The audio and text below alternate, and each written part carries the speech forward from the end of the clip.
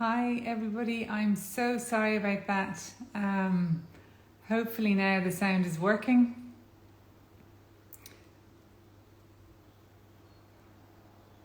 Hi everybody, I'm so sorry about that. Sorry about having to restart. Can you all hear me now?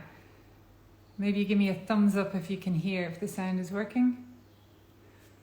Yes, brilliant. Okay, thanks so much. Amazing. And I see Leonie waiting, so let's try this again.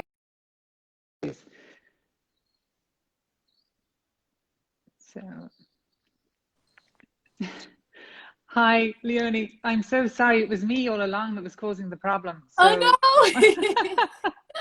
there I am babbling away to myself. I'm so sorry, Oh, don't everybody, be but hopefully silly, now. not at all. I thought it was my phone. I had to switch it off again, but I just got a new one, so it shouldn't have been mine. But Yeah, sure, no, that's something. I was having issues connecting this morning, and it's really strange. You just can't see, you don't know what's going on. But Yeah, hopefully now, fingers I can crossed, hear we're. you perfectly now. Yay. Yes, and you too, you too. Well, listen, thank you so much for joining us this morning. No, I think gardens are something that's on so many people's minds. Like we got so many questions. So I know I've sent you some, but we got a bunch more overnight, amazing, which we can go through, which is really, really good. brilliant. Um, but I guess what I was trying to say in the intro anyway was that our gardens are the places where we've been really enjoying spending time. One of the only outlets we've had to sort of unwind, de-stress, and they've taken on a whole new light for people. And I think our expectations of what we can achieve with our outdoor spaces have really Mhm. shifted to, which is wonderful. So,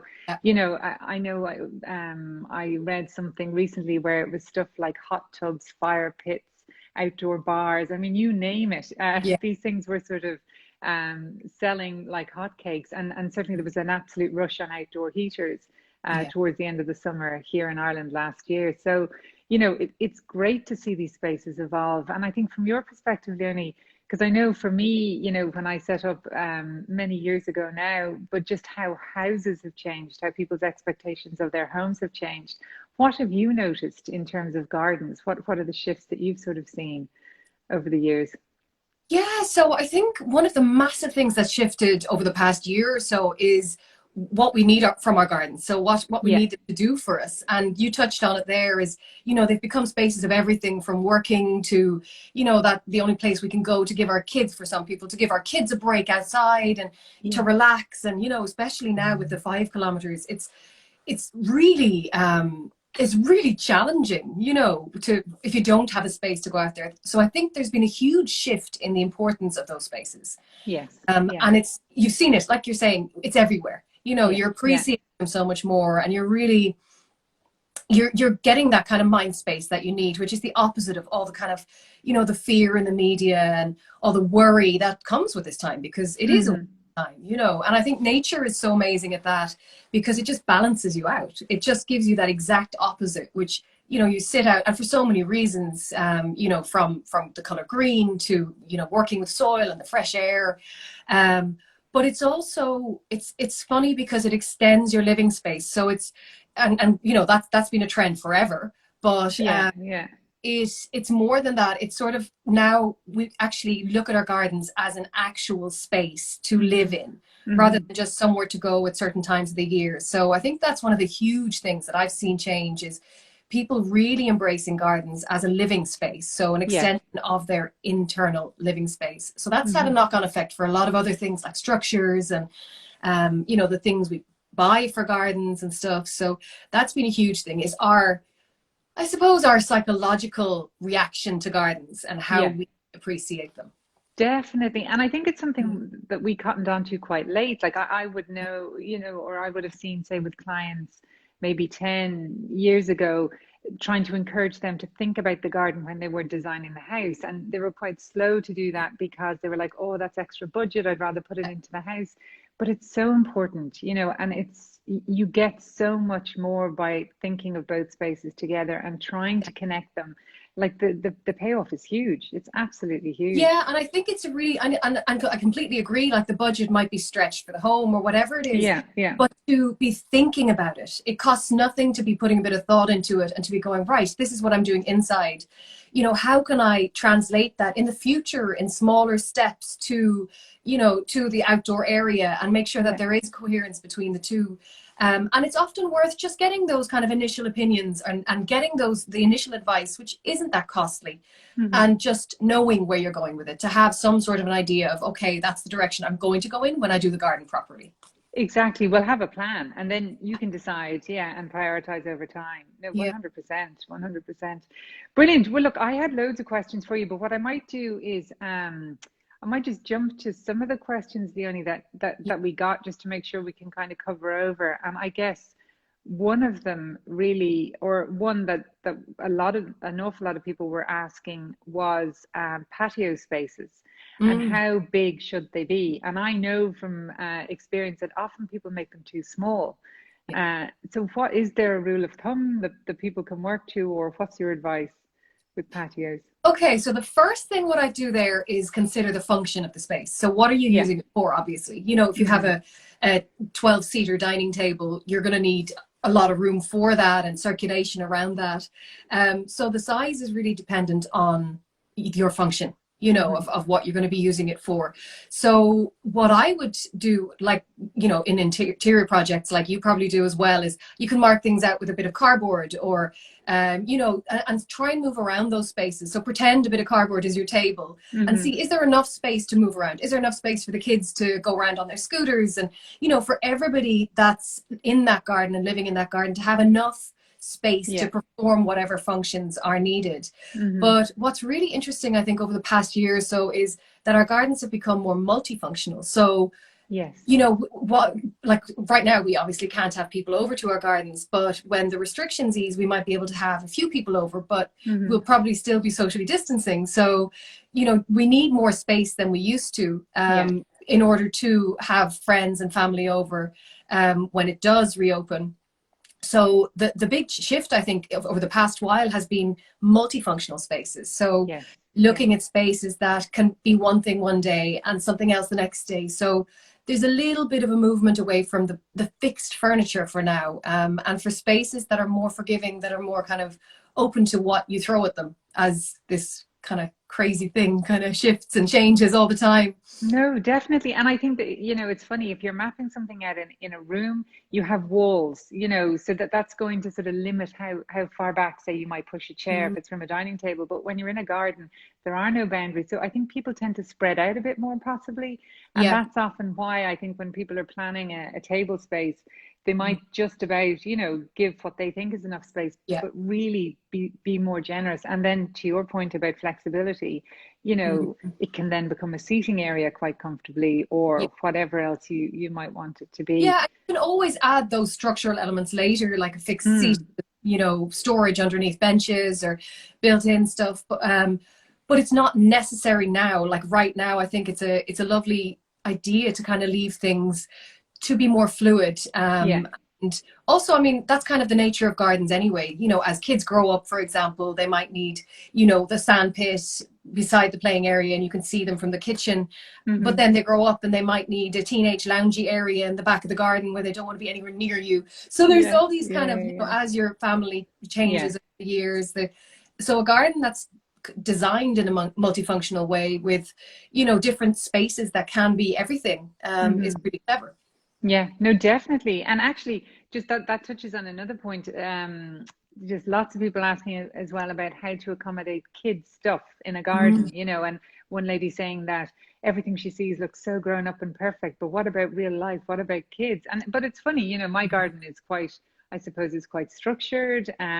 But down the back, I have a trampoline and we have a swing set and the whole thing. And over time, then God knows what we'll do, but it is easy to integrate it. And what are your tips for that? Especially, actually, one lady saying she doesn't have much space.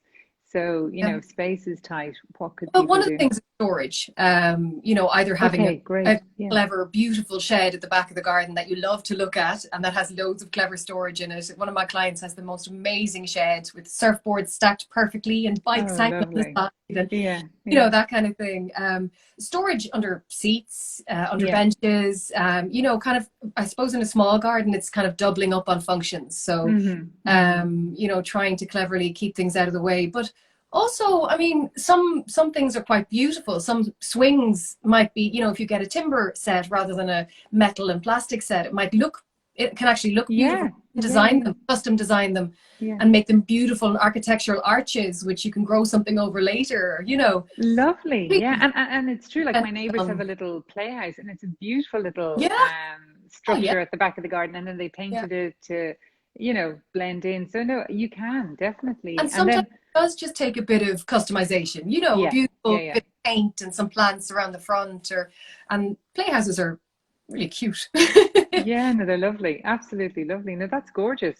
And then one lady who I thought this was very clever. So she said she's a very small garden. It's 3 meters by 8 meters. She calls it a yarden. And I Oh, was saying when nice. no one could hear me, I am definitely stealing that. I think it's Brilliant. genius.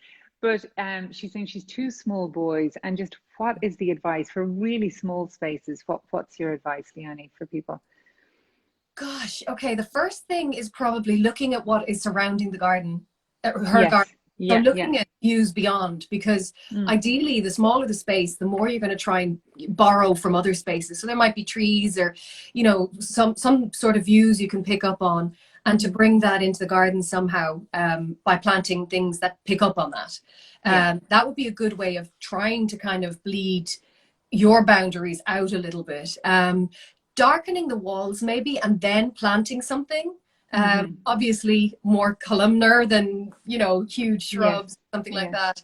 that. Vertical definitely is a huge thing. So Yes. climbers, greening up the surrounding walls would be a Yeah. really great way of bringing that green in. Espalier trees, you could, even if she has a south facing wall, she could have a trained espalier tree of, a pear or an apple or something like that. But I suppose Gorgeous. vertical. Yeah. Vertical is the biggest thing in a small Yeah. space, to try and think of that. And if she can pull in anything from the neighbors to make it Hmm. look like, hey, that's part of my view. Yeah, no, definitely. And then like we actually, well, I posted this morning, it's a small courtyard space, and what we did on that was like a green wall. Mm, But that's exactly what you're saying, like beautiful. vertical Yeah. climbers or something would be lovely. And then we actually tiled the floor to match the internal tiles and put lights outside. So in the evening it's a Gorgeous. gorgeous feature. But Yeah. something like that, or even like Yeah. some kind of finish that's Absolutely. easy to maintain. But I suppose it has to be comfortable for the kids. So probably Yes. grass or artificial Such a grass if small it's space. Yeah. yeah, easier to keep. Yeah, I think either way, if you went for a really strong palette of green and then Mm, introduced maybe some soft, wild kind of feature plants that pull you in, it'll yeah, give that overall effect of, being in a lush space in the middle of nowhere. So it's greening it up, but without yeah, putting huge chunks into it. yeah. And with regards to the kids, is there a way to create some little corner that makes it really magical for them? 3 by 8, there's definitely scope for a seating area and a little, say a sand pit, or a little lounge area that's just for them with a cover over it or something where they can go to kind of just hide and do their own thing. Lovely. Yeah, no, gorgeous. Okay, fantastic. Brilliant. And then so just actually I see a question there which is really good about outdoor furniture, because we were going Mhm. to come to that, but somebody's saying, is wicker furniture a bit naff? And what are the latest trends in furniture? Yeah, so the wicker is always a difficult question, isn't it? It's if you've covered over pergola or something like that, real wicker. The plastic versions obviously work a lot better here in our climate. Yeah. I think it's kind of, I actually have one on my own patio, and because it lasts forever. Mm, But I think right now it's more timber. We're mm, really craving natural tones and kind of that connection with nature, mm-hmm. and real timber, and that kind of feel of just being connected is really bang on trend at the moment. Yeah, yeah, yeah, yeah. No, There's definitely. always a place for wicker though. There is, well, it was funny because I was speaking to Helen James a couple of weeks ago, and there's a huge amount of interior furniture in Wicker now, and she was just sort of saying, well, look, if you love it, buy it, because it was in the 70s, it'll come back again. It doesn't really matter, if that's what you like, go Yeah. for it. And I think that's another question I think that we were discussing. just bringing your own personality. So this is something we would Mm, say about the home, and I've seen over this last 12 months, people are really doing it their way, which is so fabulous. It means that yeah. everybody's home is suddenly starting to look really individual, really unique. And Is it the starting to same? discover, Yes, what I yeah, want rather than, and that's why sometimes it's yeah, hard to talk about garden trends because the two are almost opposite. It's like nature has its own trend. yes, yeah, Yes, yeah, there's, the trickle down of fashion and yeah, style trends, to gardens too. But I think it's more of an overall kind of how we feel about our gardens that yeah, ends up being the trend overall. And it's our need from the garden that becomes the trend. So, um, like what I was saying, that connection to just being surrounded by nature and that rejuvenation and the calm hmm, um, kind of translates into colors and not those bright tones, and you're coming away a little bit from plastic and bright colors and going more to the neutrals and the soft and the hmm. hammocks. And oh, I want to be in a hammock now. I know, my God, absolutely. I'm In the always thinking, sunshine. where could I fit one? Where could I put one? Yeah, no. I need to plan it. But that is such a lovely, that's just such a lovely point, Leonie, that it is how suddenly we become more immersed in our garden and how Yeah. we interact with it, how we connect. Because I've seen people who never had any interest in gardens, Mm.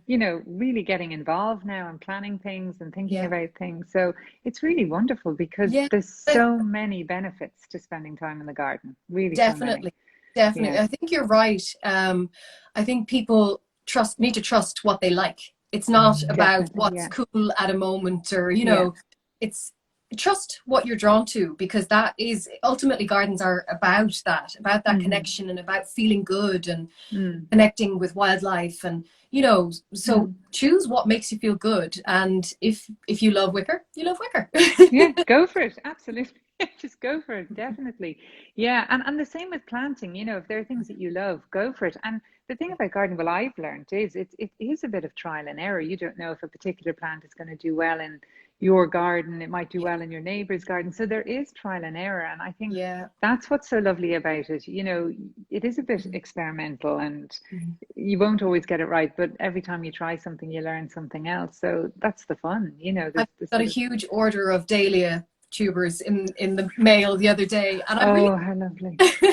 I've grown before, but I bought a lot this time. So hopefully this year now I'll have Oh, I a cannot lot wait of to see the color. progress. Oh my Yeah. goodness. Fabulous. Fabulous. No, that's wonderful. And then color, Leonie. Are there trends? Like I remember I was absolutely obsessed when I was in college with Sissinghurst. And would you believe I've never been? So when we can travel again, I must go. But the White Garden, absolutely. Like I just thought, wow, Yeah. what a concept. And so I was obsessed with white plants. Like everything had to be Mm. white. I just Mm. I don't know why. I went through But that phase too.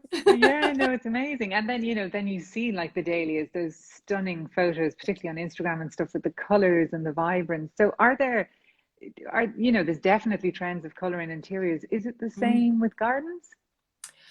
I think at the moment, it's not so much that there's a trend. I think it's more pulled in, the actual colors are more pulled into either the biodiversity angle. So Mm, whether, colors that are based on, say, a wildflower meadow, yes. or Yeah. colors that, I mean, a lot of the ones that you see of all the dahlias and all the really colorful ones on Instagram, Mm. they're just every color pretty much allowed, although not a lot of red now that I think of it, but Okay, yeah. almost Yeah. almost any color. But I think there's a limit to kind of trends for colors. I don't think Hmm. it Mm. doesn't translate as well into gardens, because I think people do kind of tend to plant what they love, Yeah. and Yeah. Yeah. Yeah. everyone is so unique. And Mm. it's like what we wear, the clothing we wear. There might be a trend for black or red or whatever it is, Hmm. but we'll still wear a completely different color if we're in a certain mood. So I think a lot of people will go into garden centers and just fall in love with something Yeah. and plant that, and use that as a starting point. No, gorgeous. And then what about for painting, say if you're painting structures or like the little kids' playhouse we were talking about, or Mm. walls, what are your sort of go-to colors? Are there any that you always gravitate towards, or does it depend on the actual garden? Well, first of all, it depends on the kind of phase I'm going through. I went, like what you're saying there about the white, I went through a white phase where I wanted only everything clean, everything green and white, nothing else. Yeah. And I think it's kind of where you are in life as well. And you let go a bit and you go, okay, maybe I need to introduce a bit of color here. I Yeah. think for the likes of structures and little playhouses and stuff in the gardens, one thing I always come back to is green. Yeah. You know, Okay. and it's difficult to get right because you Mm-hmm. you don't want it to look like an indoor kind of a green. You want it to look like a really lush natural green. Yeah. Um, and I just think that works really, really well with the color of any planting that you throw at it. So as a Okay. frame, as a backdrop, and it also opens up the space an awful lot. So if you have a small space and Mm-hmm. you find a really good green, you can really make it feel like it's so much more open. Yeah. Yeah. And then I do like dark colors. So, Mm-hmm. like a matte, dark brown, almost black, Mm. and planting in front of that is amazing for certain, corners in the garden, like a shady corner, because it does like just make it disappear, make those walls disappear and makes it feel like there's much more garden at the back of it. Fabulous. And then it brings us, say, if you've got purples or stuff, it really Mm. brings those to life. Yeah, no, it's Yeah, it fabulous. really makes plants pop. And I think Yeah.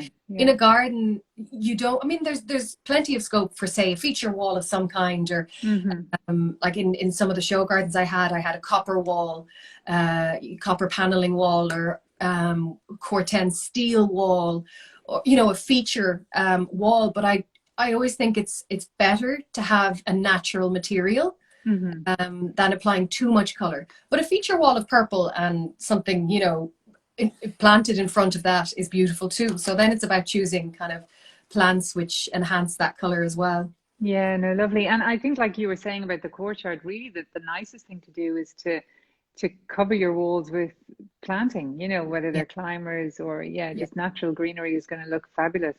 So, yeah. yeah, no, great. And then just see a question there, best tile to put down in your patio. And actually, we had a lot of people asking what you would recommend. Is it granite or porcelain? Mm. Um, what would your thoughts be on that for people who are thinking about patios? So there's obviously the cost factor, first of all, Hmm. which, some of the natural stone, native especially, would be a lot more costly than something you'd buy from abroad. Or I would personally prefer to source local, to source Irish stone. So I'm a huge fan of, Kilkenny, the fossil.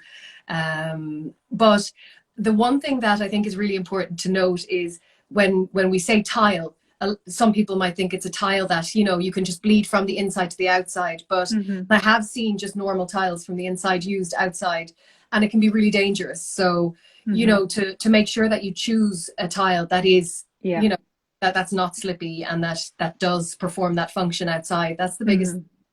Hmm. The other thing is, there's so many materials out there. There's so many tiles. It's about figuring out what you want it to do for you in terms of, what atmosphere do you want to create? Do you want it to Yeah. be really like super modern, like porcelain tile, Mm. really clean, functional? Do you want more, texture in it? And like the Kilkenny blue with the fossils, for example, you'd look at it. You wouldn't Yeah. kind of look Yeah. above it. You'd be like, oh, wow, what's that? And Yeah. look at all the Yeah. different, has character. So it's going back to that kind of, well, what's the concept of my garden? How do I want it to make me feel when I go out there? Hmm. And then getting samples and making Definitely. sure you Yeah. put them all out and having a look Hmm. and seeing how they feel beside Mm. your house, the home Mm. exterior, and also any other kind of, if there's stone walls in there, pick up on that. So Hmm. it's less of a product. It's rather more kind of, you're looking at the overall concept and feel, and then you start looking at all the different types that Options. are out there. Yeah, definitely. And like it also depends, I guess, are you trying to create that flow from inside to outside? So there are lovely sort of porcelain tiles that are, versions of the indoor ones that Yeah. are suitable for outdoors, but they will give you that really seamless look. But Yes. then your point about make sure, because you will have coordinated your interior tiles with your interior, but make sure the Mm. exterior tile works with your external materials Yeah. because it might not necessarily do so. So it's really important to think about that, just Yeah. the Like whole for overall. you're living in a home with bricks on the outside, don't Mm, ignore them because they're there and you want to pick yeah, up garden. So you could have raised beds made from the brick, and then, you know, a paving material that's, you know, that balances that out, like in a light gray or something. And no, definitely. And then people asking as well about how to create that transition, and somebody saying, you know, should I have it completely flush? Should there be a step? What is the best solution? And I think it's nice to have a nice seamless flow, isn't it? You know, nice and flush to go outside. Yeah, yeah, yeah, I would yeah, recommend that. especially if you have doors that you can open up.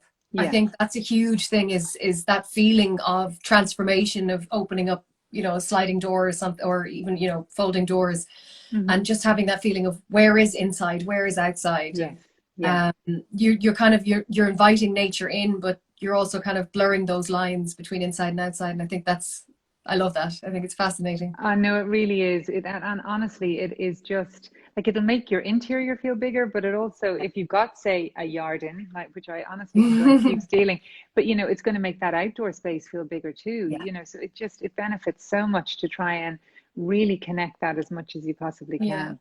And You I know, think you have a step and the materials are the same. I think it could be slightly disorientating as well, because it feels yes, like, you know, is it the same? Is it the same level? So yeah, just be yeah. aware of that. If you introduce a step, you'll have to kind of make sure that it's there for a reason. Absolutely, and that's a brilliant point. Really, really brilliant. And then, as a great question here, I see, and we were discussing this during the week. So their garden is overlooked. They've just moved into a new build with a very small garden. Any suggestions for privacy? And I think that's a huge thing, particularly anybody living in an urban area, or Mm, you know, where you're surrounded by other gardens and yeah. perhaps walls aren't so high. So what is your advice for creating more privacy? Well, in an urban garden, obviously what you have to think of is that you're also casting shadows on other people's homes Mm, potentially. So mm-hmm, obviously you can't go very, you know, you can't put huge trees up. So it's mm-hmm, more kind of mid-size, small mid-size trees. So what I would do is I would sort of take a scan of the garden, go out and say, right, where are the places that where I want to sit here? This is where my patio is going to be. Where are the places that I need that privacy? mm, And I would probably recommend creating a feature cluster of smaller trees, small shrub trees. So there's, you know, with shrubs beside it, and then maybe having something where you can look back as well at the house. okay, So, yeah. you know, planting something that looks like it's always been there, I think, is one of the huge things, Mm-hmm. that will make you completely forget that there's something beyond it. Okay, lovely. Yes.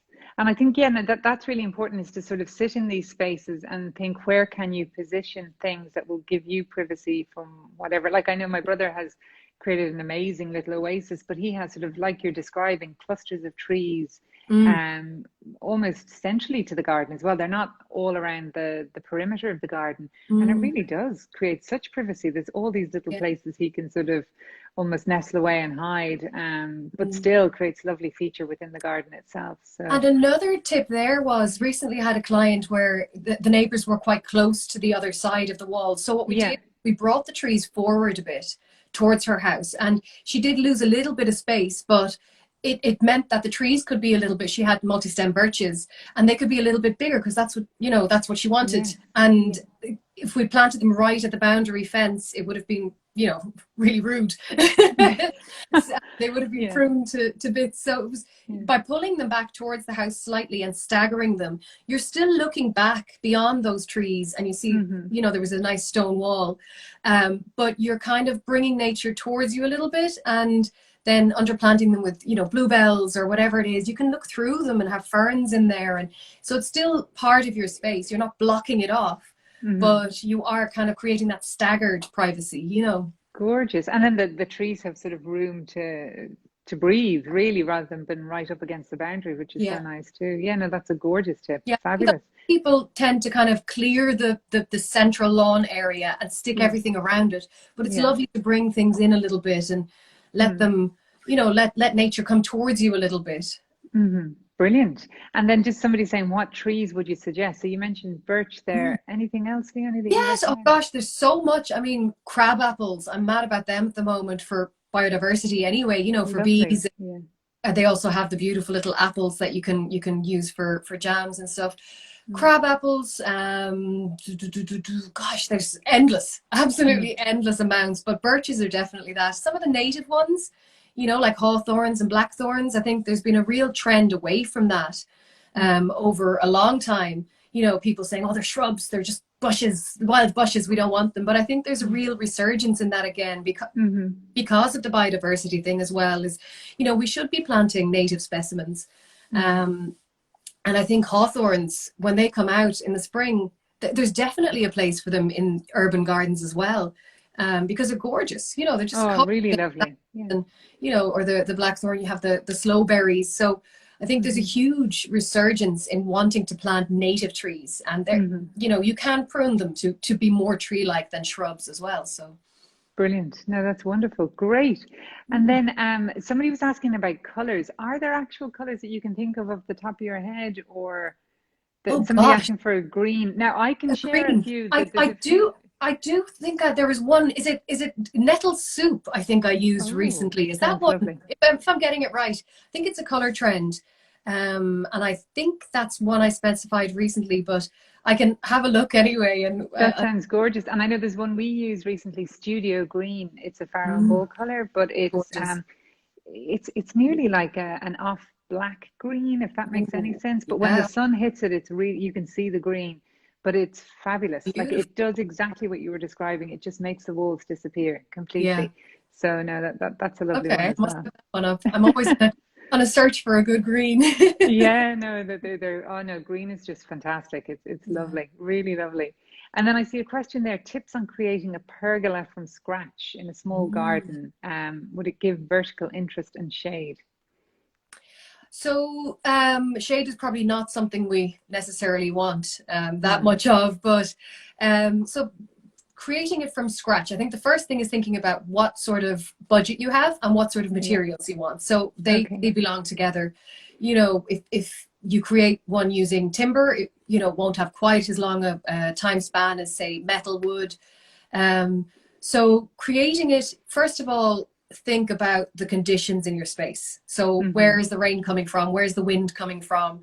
And you do tend to need a little bit more than you think, because the rain often comes in. Well, definitely at my house. No, it can go whatever way. Yeah, no, it's true.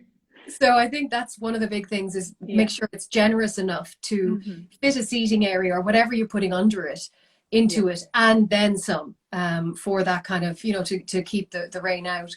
I think shade wise, if you're clever about it and you cover it in glass or polycarbonate or some of those materials, it doesn't take away too much light at all, even if it is, you know, outside a window or something like that. And of course, if you're going metal, you know, steel structure or something like that, you can go a lot thinner than the timber, so you'll have a lot less light being taken away. Sure. Yeah. Okay, fabulous, great. And then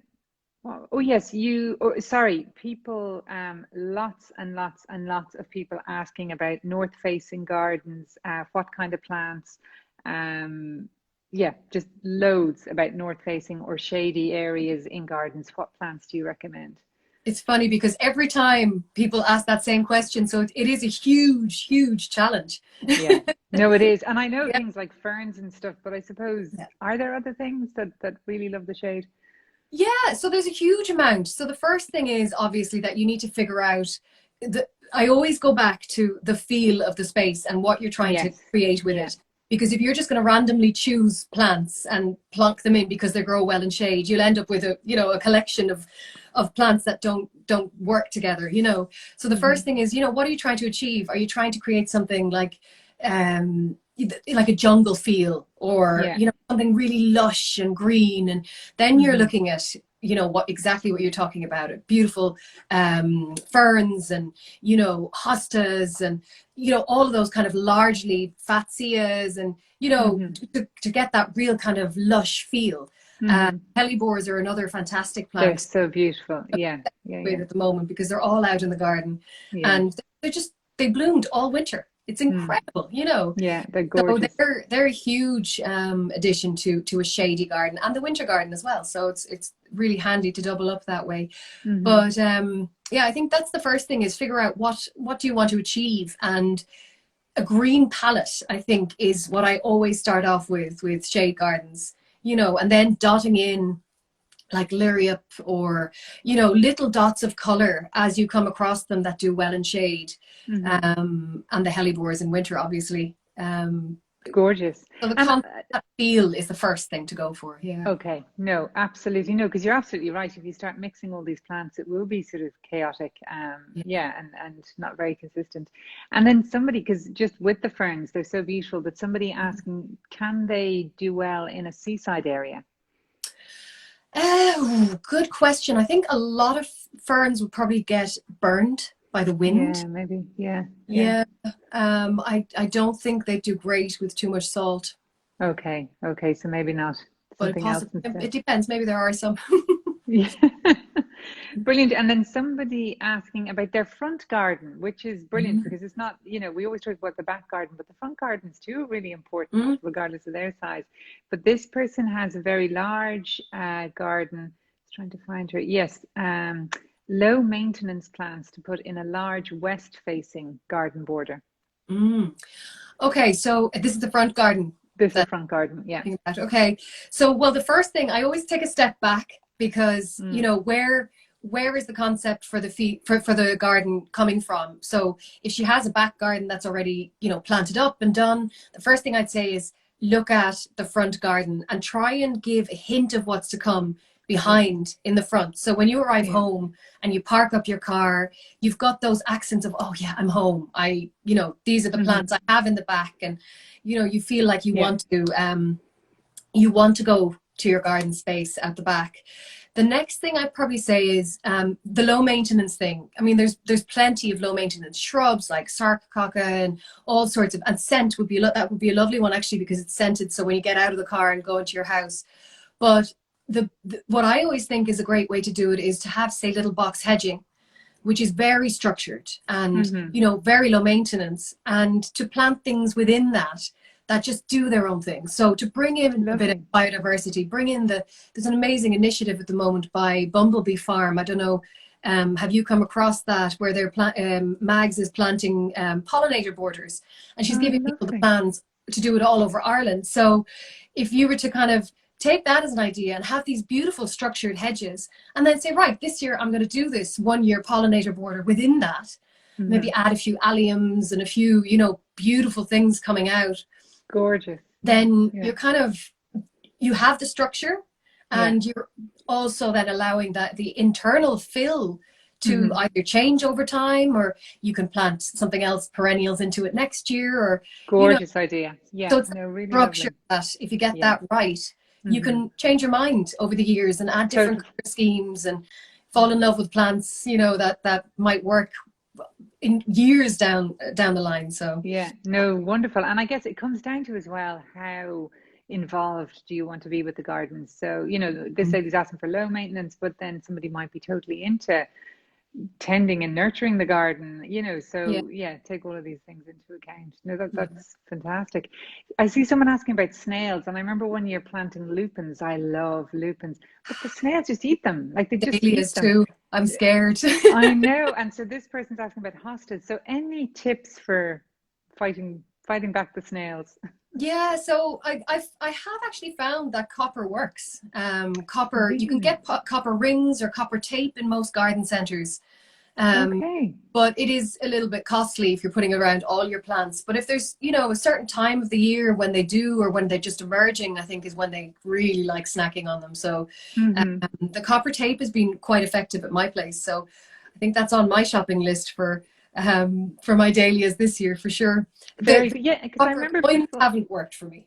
No, because I don't know there's that much copper in them anymore. I think the Yeah. older coins used to be copper, but I don't think they're copper anymore. Well, they certainly don't go green anymore. Well, the So slugs yeah. don't mind them, so No, no, they can get past them. Yeah, and I see somebody there, Lorraine, saying the hares feasted on hers, so that's even worse. Oh God. oh Lord. Ah, jeepers. Okay, no, fabulous, Leonie. And then, yeah, Somebody just just find. said ducks will eat slugs and snails. Get some Oh, ducks. There we go. Thank get you. some ducks. Fantastic. Amazing. Brilliantly. Okay, so I've just taken up so much of your time, but just to end on that, you know, that the whole biodiversity, everybody's, you know, become much more environmentally aware. What tips have you got for people just to make more sustainable choices, I suppose, when it comes to their gardens and gardening? Oh gosh, where to start? Yeah, So I think the biggest kind of thing we're seeing a lot of is that we're allowed to relax a little bit more with our gardens. It's okay yeah, to have them a little bit wild. In fact, it's good to have, you know, nobody's saying wild up everything and completely forget about that, because we are, you know, we have a relationship with nature that is, you know, we live together with it. We're not yeah. separate. Um, so wilding up a little bit, you know, leaving a corner with the nettles, and you know, you can block that off or whatever it is, but allowing ourselves a little bit more freedom and softness and forgiveness, and not to be too perfect. That's, I think, one of the biggest things is rethinking in that way, you know. Yeah, yeah, yeah, yeah. From a practical angle, the best thing we can do is introduce some sort of water. So whether it's a water Really? bowl to, or you know, a little water feature, a pond, it will just draw in nature, you know, and it's one of the That's most effective things to do for biodiversity. fascinating. Because I would love a water feature, and I've seen like beautiful copper bowls that you can get and sort of Gorgeous. place anywhere, and yeah, no, Yeah. amazing. Little miniature water lilies or something. Oh, gorgeous. Yeah, and Mm, that's a great tip and a lovely idea for people, because there are, you know, if people have younger kids and stuff, there are lots of ways you can do that. absolutely. Yeah. Yeah, And yeah. birds, even, you know, the fountains, the stone balls you can get that have a bit of Mm, water coming out of them, birds use them too. So immediately you'll see it happen so fast as soon as you introduce the water. It's amazing. wonderful. Great. Mm. Fabulous. And I see, yeah, bird baths, Leonie. You any tips on where people can source bird baths or Gosh, I haven't even looked at bird baths in the recent while. And unfortunately, a lot of stuff is sold out too. It's I really know it's hard hard to enough to get. Well, I know Houbert's in May, you know, the garden centre, they've yeah. some fabulous stores here, but they have wonderful range. Definitely worth. I know they have lovely water features you can I'm buy. not bowed down to Um, you. I know. Soon, Oh, soon, hopefully, exactly. hopefully. But yeah, there are some fabulous garden centres and stuff that, and they're again, they're a wealth of information and Yeah. knowledge. So if people are concerned about north facing or, you know, different locations, do speak to them, because they've huge amount of knowledge. And then I just want to say, so you're just absolutely amazing, and I don't know how you find the time to do all the things that you do. It's unbelievable. But you've launched your own magazine in the last week, my God, online courses, and then you have a supplement coming out tomorrow in the Sunday Independent. Do you want to just Yeah. touch on that quickly for people? Anybody else who wants more information? There's so much that Leonie has that you can avail of. Oh, thank you. Yeah, so the magazine, first of all, it was just something that I've been really passionate about for the past couple of years. And like, Mm-hmm. I write for a lot of different newspapers and magazines, but there's always been a few things that I thought, you know, I'd love to just write about and somehow share with people myself. Mm-hmm. And I just thought it'd be a lovely thing to do. It's an online magazine. You can subscribe on my website. And it really focuses on that feel of, you know, living with nature, living wild, and what is wild, and we are humans, so we do need to create our own spaces but yet not ignore nature. So that Yeah. kind of harmonious living with nature, and you know, there's interviews and editorials, and there's, you know, product recommendations, and you know, all sorts of really good tips and ideas for living with the wild and bringing nature into your everyday lifestyle. Gorgeous, wonderful, really wonderful. Mm. Brilliant. And the supplement tomorrow, so is that touching on more of what we were talking about? Yeah, Is it trends and things like yeah. that tomorrow? Yeah. There's lots of trends. There's product recommendations as well, Great, for great. your specifics, furniture and things like that. There's also quite a lot about biodiversity and, you know, Wonderful. how to wild up our spaces and things like that. So it's Sunday until tomorrow. Yeah, Lovely. Well, I will be enjoying that now with a cup of coffee tomorrow. So, brilliant. Leonie, thank you so much. My apologies Thank you so again much. about the sound in the beginning, but thank you so, so much. Wonderful. And it makes me want to go out Amazing. and spend the rest of the day in the garden. So, We'll get our proper coffee, our face-to-face coffee sometime soon. I know, eventually, definitely. Yeah. All right. Well, have a great Thank you weekend, so and thanks much. everybody who You joined. Hope too. you enjoyed it. Bye now. Bye bye.